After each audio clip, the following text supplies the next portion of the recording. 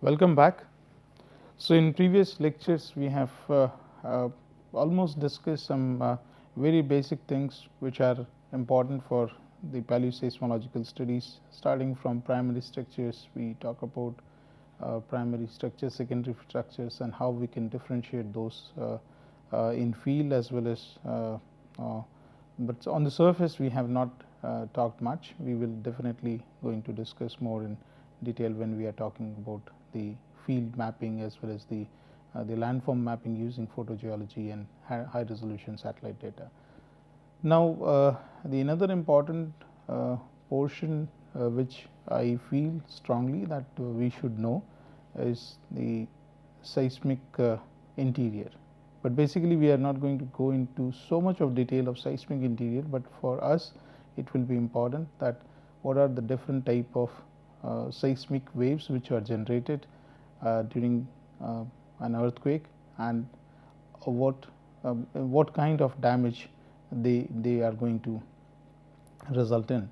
So, that is basically important, and whether we are sitting in a seismically active zone and further narrow down, then we are talking about the epicentral zones. Also, either we are sitting in the epicentral zone, what sort of effect we will experience, and if we are sitting away from the epicentral zone, what effect we will be experiencing. Earlier in the introductory part, I discussed about that this whole exercise is important to reduce the damage pattern, and the seismic shaking will play an important role in towards the damage. So, and the shaking will definitely be controlled by the local geology of any region. Anyway, let us go ahead and have very quick look at that what are the different type of seismic waves and what are their properties, because that will let us know that whether with the help of with the understanding of the seismic wave can we improve or safeguard ourselves and reduce the damage pattern.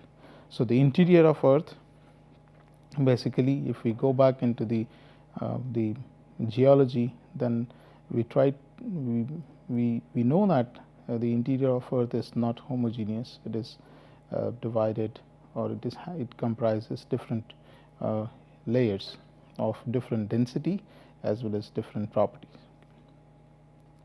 And as we discussed that for us this layer is important, because when we are talking about the plate tectonics, then we discussed about the asthenosphere, which is partially molten and is responsible for moving the plates, or the movement of the oceanic plate or the continental plate on the Earth's surface. So, going back since the birth of the Earth, mostly what we have seen that there were many major events like what we call the supernova or Big Bang, and so similar, not so big, but meteoritic impacts over the time has played important role in plate tectonics, and over also in terms of the segregating the different layers of the interior of Earth. So, this is just for your information that the Big Bang was around 12 to 15 billion years back. This explosion produced atomic particles that later formed galaxies, stars and planets. Then again at around 7 billion years ago, another explosion, that was supernova, occurred. And the origin of Earth, or we can say the solar system, is as old as like 4.6 billion years ago.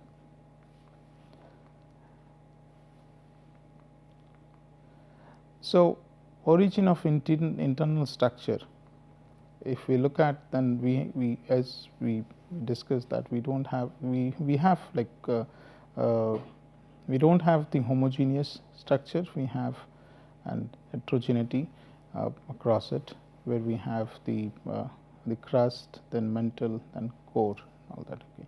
So initially, the Earth was cool with uniform composition, composed of silicon, iron, magnesium, aluminum, and oxygen.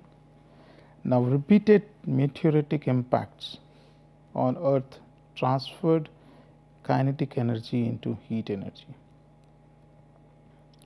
So, the heat which is been responsible for the outer core, which is liquid, and the inner core, which is solid, is like because of the high pressure. Okay. This portion is solid, but this is outer is liquid, and the continuous heat is been produced because of the radioactive decaying of the radioactive material, this uranium thorium rotation. Okay. So this is one of the major reason for the heat transfer in the liquid as well as in the close to the crust, that is in the asthenosphere. So the basically the initial stages, the Earth was uniform, and so with the uniform density throughout. Okay. Then heating of the early Earth reached the melting point of iron and nickel, which being dense, then silicate minerals settled to the Earth's center. So this melting was resulted because of the heating, and as we discussed in the previous slide, that the heating was because of the change in the kinetic energy to the heat energy. Okay. So this was the reason for that, and then the main cause, the reason for this and the was the meteoritic impact. So then because of its the iron and nickel were denser as compared to silicate minerals, they settled down into the center of the Earth. At the same time, the lighter silicate flowed upward from the mantle and crust to form the mantle and crust. So this were the lighter material which flowed or moved towards towards the upward direction, and resulted into the formation of mantle and crust. So in this way, differentiated. So this is that's what we see as that it is not homogeneous, it is heterogeneous, and in the denser material like iron, nickel, and they are sitting in the core area, and the lighter ones are sitting on the edge part. So we have the heavier one, iron and nickel, and in the core, and iron rich silicate is your mantle, and a silicate crust with continents and ocean basins. So heating process started melting iron and nickel, heavier one, and segregated in the center. Okay. So they moved to the center, whereas the lighter floated towards the surface. Now this is just for our knowledge and understanding, because this is going to help us understanding the propagation of seismic waves through the interior of Earth. This is very will be an important parameter to understand that. Now coming to this, we initially discussed to some extent, but of course we can go into further detail. Now I have tried my best to list down all the composition of the mantle, and then we have the core and all that. But in short, you can study this. But in short, I can tell you right now is that we have the three major units here. One is the core area, another is the mantle, and then we are talking about the lithosphere here. That includes the crust and the upper part of the mantle. So, and if you get into the part of the crust, the uppermost portion of the earth, we have oceanic crust and we have continental crust. So, the oceanic crust ranges in thickness up to 5 to 8 kilometers or up maximum up to 10 kilometers, and whereas this the continental crust goes up to 20 to 70 kilometers. And overall the crust as well as we can say the lithosphere, it goes up to 100 kilometers.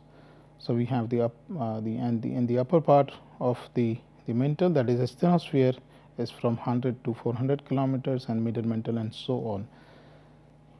And we have the discontinuities between these units, okay.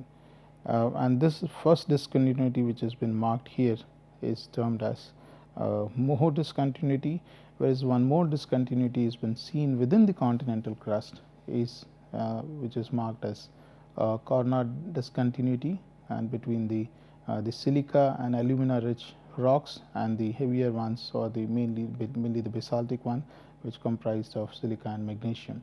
So, this discontinuity has been termed as Carnot discontinuity. This is Moho discontinuity, that is that separates a crust composed of low density silicates rich in alumina and potassium from mantle composed of silicates of higher density, which contains more magnesium and iron. And then further we have the discontinuities discontinuity between lower mantle and the outer core, termed as Gutenberg discontinuity. Now, the density of the material changes, the composition changes, and because of the change in the density and the composition, the seismic waves which travels through the interior of earth will behave differently and will have different effect on the surface. So, for us this is important. Okay. Now, moving further, we have one more here, like Lehman discontinuity, that is between outer core and inner core, because there is a drastic change between the outer core and the inner core in terms of the density and also the composition. Not exactly the composition, but at least we can say the properties changes, because this is outer core is liquid, whereas the inner core is solid. Now, if we consider that the seismic the interior of earth is homogeneous, then if we trigger an earthquake at this point or any point here, so the waves will travel will propagate like this in this fashion, and it will be reached or recorded on the surface around the globe, but this is not true exactly. Okay. So, during an earthquake, two type of waves are generated, and first if we see the body waves, which comprises the P and S wave, primary and secondary waves, and the equation which has been given here, this is the wave equation which talks about where and this one is for your P wave, and this one is for S wave, okay, where K is the bulk modulus and mu is your rigidity, okay, shear modulus, and rho is the density of the material. So, this is the density of the crust you will take, and then modulus of bulk modulus and shear modulus will take. So, this part is like important. We're talking about the shear modulus and all that when we discuss more about the details about the body waves, because of its nature, the nature of respective waves, they will not be able to propagate through all medium, okay, because if the medium is different, like it is if solid, liquid or gaseous, then it will change. Now, this figure indicates towards that how the seismic waves propagates through the interior of earth, and how their velocity varies as they move through, and as they come into the contact between the different two layers. So, first we have the lithosphere, then we have a asthenosphere. So, that is the part of the crust and then you are having the asthenosphere here, and then moving down here there are few fine layers which are been termed are given here, but this one the asthenosphere what we see is considered to be the low velocity zone, and then you have the other units over here. So just within almost like 800 to 900 kilometers from the crust, we have lot many layers, smaller thickness layers, which shows that there is a change in the velocity. And as you move further down, this is the part of the outer core, and then we are having inner core. What is happening? So what we see is that initially the waves are generated, then in the crust the velocity of, so this is your S wave, red one, and the lighter one is your P wave. So the S wave travels with a lesser speed, whereas the P wave travels with a higher speed here with more than 6.5 kilometers per second, and then further it reduces somewhere here, and then similarly you can see that there is some reduction in the velocity over here, and then further gain the velocity, and then again slows down and then goes like this. Okay, and this is the part of what you see the mental area. Okay. But this one, it gains the velocity where it increases almost up to 10 to 12 kilometers over here, but then it shoots up here, and further you will not be able to see that it is passing through. Sorry, this reduces and then moves out of the interior of the inner core, whereas this one we wouldn't be able to see that it is traveling further. Okay. So the P wave is going through, whereas the S wave is not, and this we will discuss in the coming slides. Okay. So just remember that within the upper 1000 kilometer or 900 kilometers area, we have the low velocity zone, and this low velocity zone is your asthenosphere. So seismic waves, we have body wave. Body wave includes P wave and S waves, and then we are having surface wave, which are been termed as love wave and Rayleigh wave. So we'll quickly look at that what are the different type of the properties of this different type of waves. So P wave are also termed as compressional waves.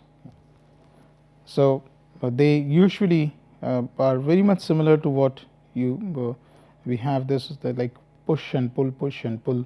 If you are taking a spring tied up at one end, and then if you push and pull, then what type of the waves are generated? That similar waves are your P waves, which are generated at the time of an earthquake.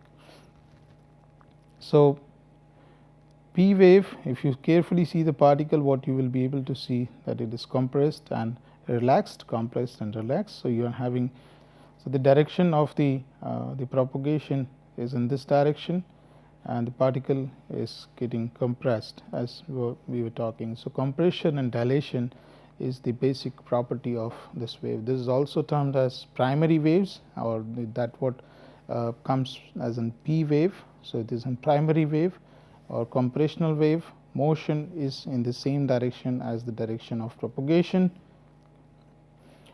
Fastest wave arrives first. Speed is in, this is about for the crust. Okay, so we are having 6 to 6.5 kilometers per second. Pushes and pulls, or you can say compress or compression and dilation. Okay, so pushes and pull the ground, produces sound because the motion is similar to sound waves. So if you compare this the motion, then this is very much similar to the sound wave, and that is one of the reason that before the S wave arrives, because S wave is slower as compared to the P wave. The P wave will arrive first. So, the P wave, when it travels and reaches this Earth's surface, so it travels through the interior of Earth and reaches the Earth's surface, it will produce sound. So, the epicentral regions, the areas which are sitting in the epicentral region, the people will experience or will hear the sound before the seismic, that is the S wave arrival, before the arrival of the S wave. So, this is a very important point, and then this wave can travel through solid, liquid and gas medium. Now, coming to the another one,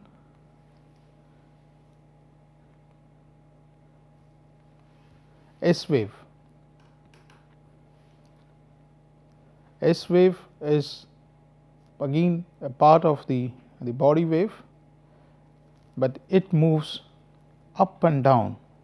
So, the motion is almost what we call perpendicular to the direction of wave propagation, and this will move the area up and down. Okay. So, if you see carefully the particle here, okay, then you will be able to understand that it moves the particle up and down.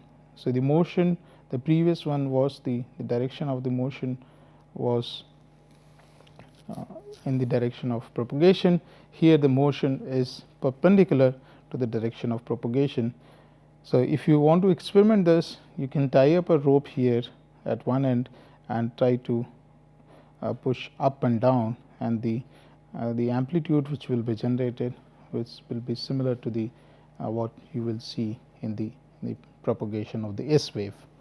So, motion is perpendicular to the direction of wave propagation. It is also termed as secondary wave. So, the S comes from the secondary wave, or shear wave, or transverse wave. Arrives later, the velocity is comparatively half in the crust. So, it is 3 to 3.5 kilometer per second, moves the ground up and down, can propagate only through solid. Now, this is because the type of propagation which it has. Okay. So, you cannot share the material if it is liquid. So, in a liquid